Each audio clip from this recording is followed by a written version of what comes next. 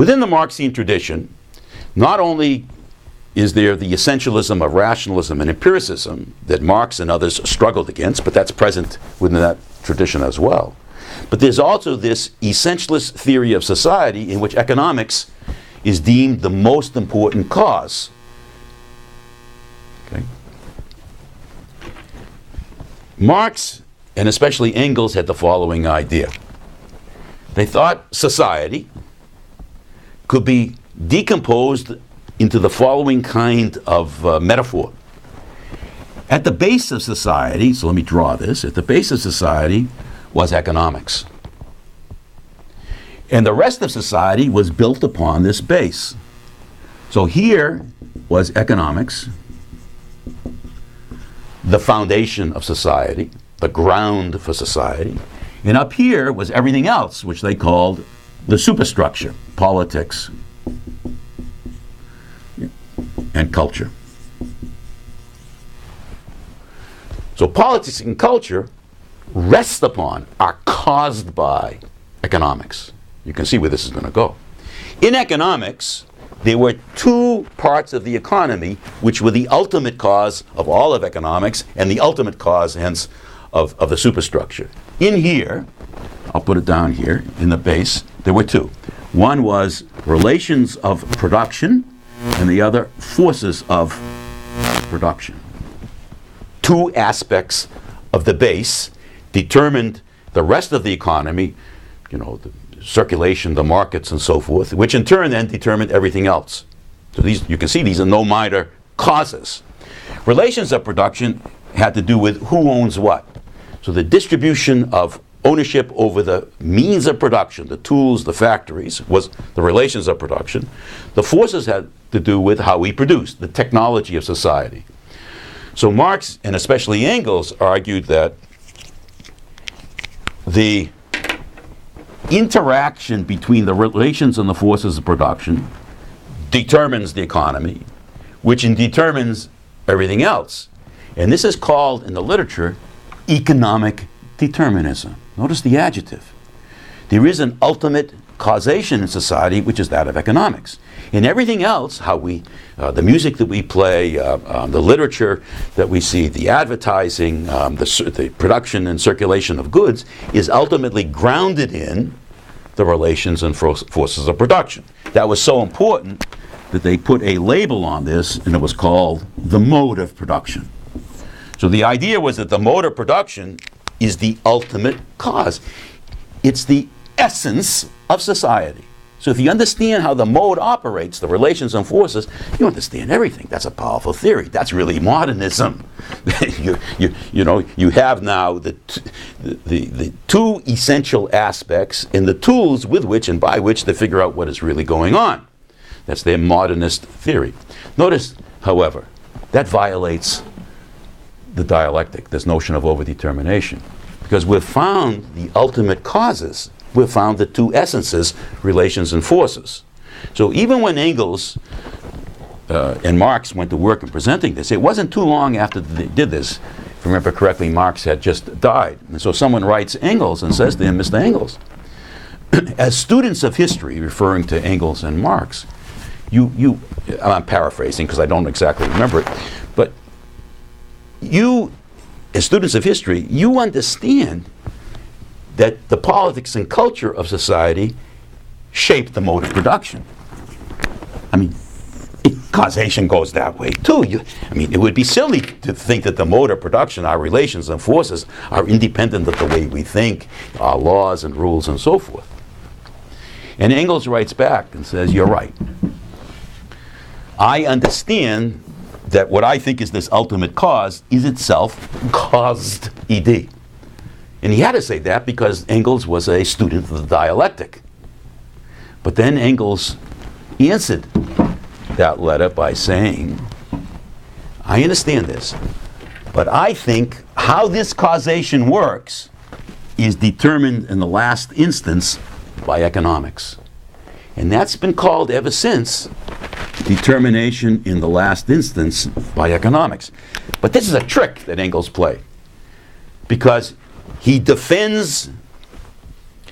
accepts the critique that the mode of production is an effect of the superstructure, so he accepts that. But then he attacks it by saying that the way the superstructure causes the mode of production is itself caused by the mode of production. Okay? So, to make a long story short, he's still affirming a kind of essentialism. And that problem, that economic determinism, has been a problem within the Marxian tradition ever since Marx and Engels presented it. So for the last 130 years, people have been struggling over this, and that's in your reading. And it has very, very important implications across the 20th century in these socialist experiments that were adopted starting with the Soviet Union, many of which, if not all of which, adopted this kind of economic determinism. The last part of this lecture, what I want to talk about, which I said we would, is this few pages in which Marx presents his method. That's in the assigned reading. So I want to talk about, because it's a good summary of how what we have done heretofore bears upon this. And in this reading, Marx presents two kinds of concretes: the thought-concrete and the concrete-real. The wording is difficult here. The thought concrete is a result of theorizing. So you think of people thinking, and they produce a theory of society. He calls that the thought concrete. The concrete real refers to reality, or the word that was used in his day, materiality. Okay? Marx theorizes the concrete real as a totality, as a site of determinations emanating from political, economic, and cultural and natural processes. Hence, he produces a particular thought concrete of the concrete real, which is, I'm going to use not his language, our language, which is an overdetermined totality, which exists in contradiction. I'm using what we just talked about. Okay, that's the way Marx produces his thought concrete of reality. So once again, reality is the site of these different determinations which are pushing and pulling in different directions, hence it exists in change. One response to these contradictions, that's one response to the diverse determinations which emanate from society for materiality on us, is our thinking. So the concrete real feeds back and affects how we think. I mean, what do we have now? I mean, we put it together. We produce thought concretes as human beings about how society and nature exist, how it impacts us, and so forth. Okay? So, our thinking, our thought concretes, which are a result of our thinking, help to create the concrete real in two ways. Our thinking is part, or our thought concretes are part of the concrete real. So, to think and to change the way we think shapes the concrete real, because we are changing one aspect in the concrete real, which is our thoughts, our theories. But it also changes everything else in the concrete real, because everything else is a complex effect of how we think.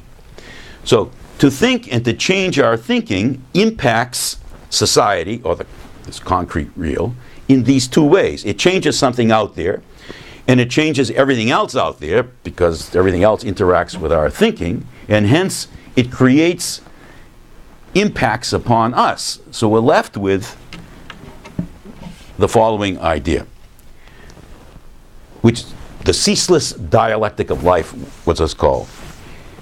To change a thought concrete, which don't forget what that is now, to change a particular theorization of the world, is to change the world in these two ways, and that change in the world feeds back to change our thinking, and you have this ceaseless dialectic of life in which thought concrete and concrete real shape one another. Neither one is independent of the other. Hence, neither one can serve as the essence of the other, and that's another attack on rationalism and empiricism. And that's the end of today's presentation.